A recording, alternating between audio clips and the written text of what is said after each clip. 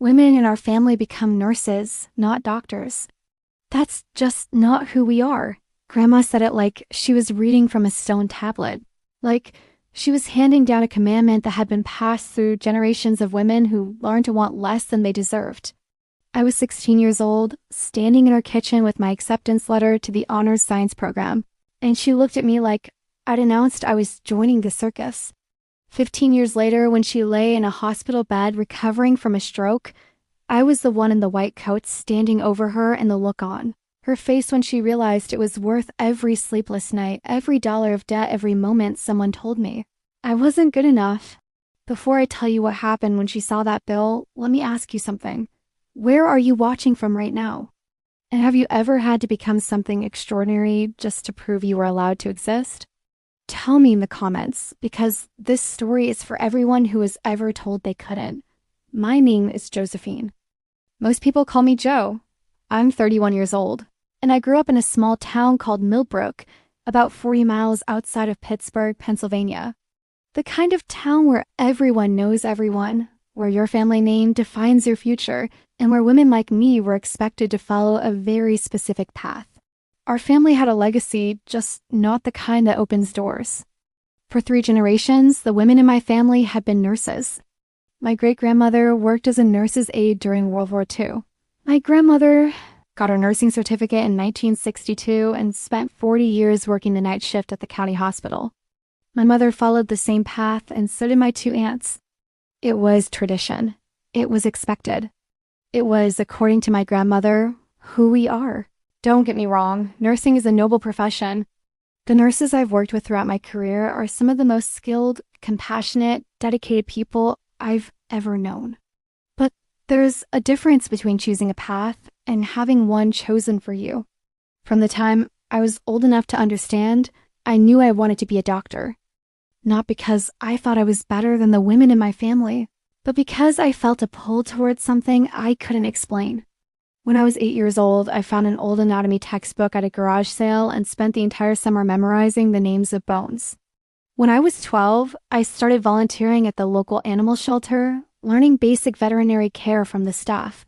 By 14, I was reading medical journals I barely understood, determined to close the gap between who I was and who I wanted to become. When I told my family I wanted to go to medical school, the reaction was immediate. My mother sighed and said, "That's a lot of debt, honey. Maybe start with nursing and see if you still want more." My father, a quiet man who worked at the steel mill, said nothing. He never said much about anything. But it was my grandmother who delivered the verdict.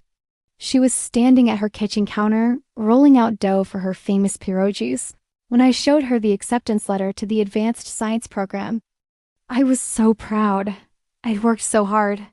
I thought maybe, just maybe, she'd see me differently. Instead, she wiped her hands on her apron, looked at the letter, and then looked at me. Women in our family become nurses, not doctors. That's just not who we are. The words landed like a slap. But Grandma, I tried. Times are different now. Women can be, times aren't that different, she interrupted. You think you're special? You think you're the first girl in this family who had dreams. I had dreams too. But I learned what was realistic. You'll learn too. She went back to her pierogies like the conversation was over, and for her it was. But for me, it was just beginning. I didn't argue, I didn't cry. I just folded up my acceptance letter, put it in my pocket, and walked home in silence. That night, I made a decision that would define the next 15 years of my life. I would become a doctor, not to spite my grandmother, not to prove her wrong, but to prove something to myself. I worked harder than anyone in my high school. I took every AP class available. I spent summers doing research internships at the University Hospital in Pittsburgh, commuting 2 hours each way on a bus because I didn't have a car. My guidance counselor told me I was reaching too high. My classmates asked why I bothered when I'd probably just end up at the community college like everyone else. I ignored all of them. When acceptance letters came my way senior year, I opened them alone in my bedroom. Full scholarship to the State University for pre-med. I cried for an hour, then washed my face and went downstairs to tell my family. My mother was proud in her cautious way. My father nodded once, which for him was practically a standing ovation. But my grandmother, who happened to be visiting that day, just shook her head. "Scholarships run out," she said. "And medical school costs money. Real money. Where are you going to get that?" "I'll figure it out," I said. She laughed. Not meanly. Exactly. More like the way you do laugh at a child who said they wanted to fly to the moon. "You'll figure it out, right? Just like your Aunt Patty figured out she'd be a singer. Just like your cousin Donna figured out she'd move to California. Dreams are nice, Josephine. But this family doesn't run on dreams." I didn't respond. There was nothing to say that wouldn't start a fight I didn't have energy for. I just filed her words away in the same place I kept all the others. The place that fueled me when I wanted to quit. College was hard. Pre-med was a battlefield where half my classmates washed out by sophomore year. I worked 3 jobs to cover what the scholarship didn't: tutoring, waitressing, and overnight shifts at a campus call center. I slept maybe 4 hours a night. I lost weight I didn't have to lose. There were moments I sat in the library at 3 a.m., textbooks blurring in front of my exhausted eyes, and heard my grandmother's voice. "Women in our family become nurses, not doctors." Every single time I turned the page and kept reading. BMC AT nearly broke me. I studied for 8 months, took the test, and bombed it. My score wasn't bad, but it wasn't good enough for the schools I wanted. I had 2 choices: accept a lesser program or take the test again. I took it again. This time, I scored in the 94th percentile. Medical school acceptance came on a Tuesday afternoon in April. I was working at the diner when I got the email. I read it 3 times in the bathroom, my hands shaking so hard I could barely hold my phone.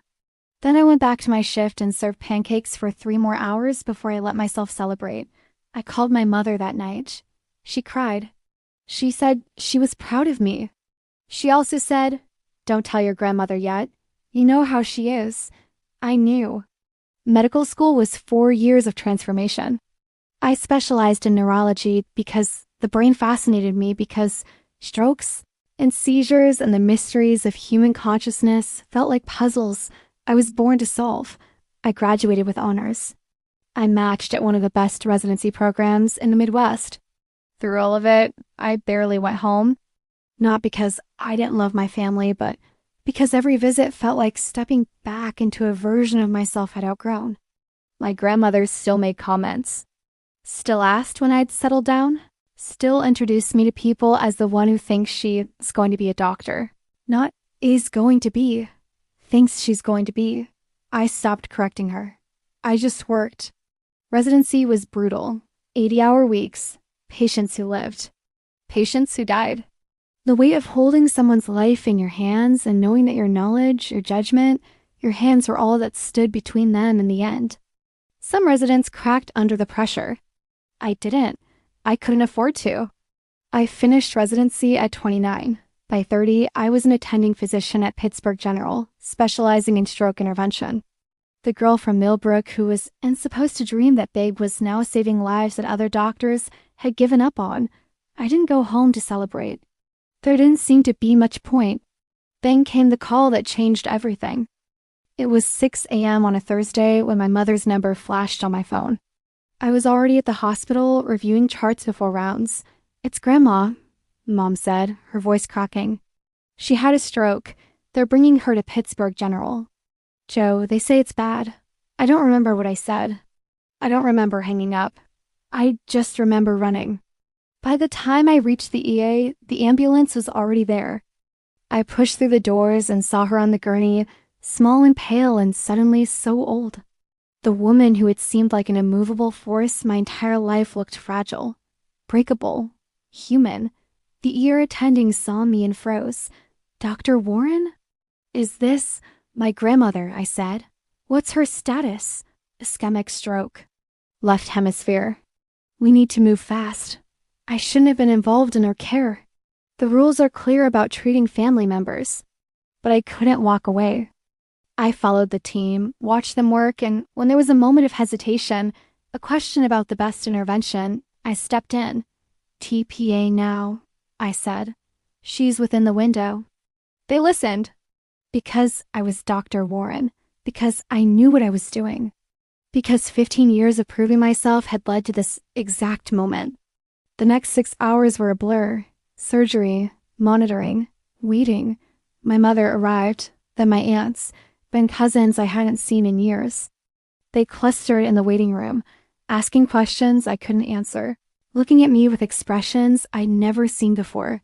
They were looking at me like I mattered. Grandma survived. The stroke had been severe, but we caught it in time.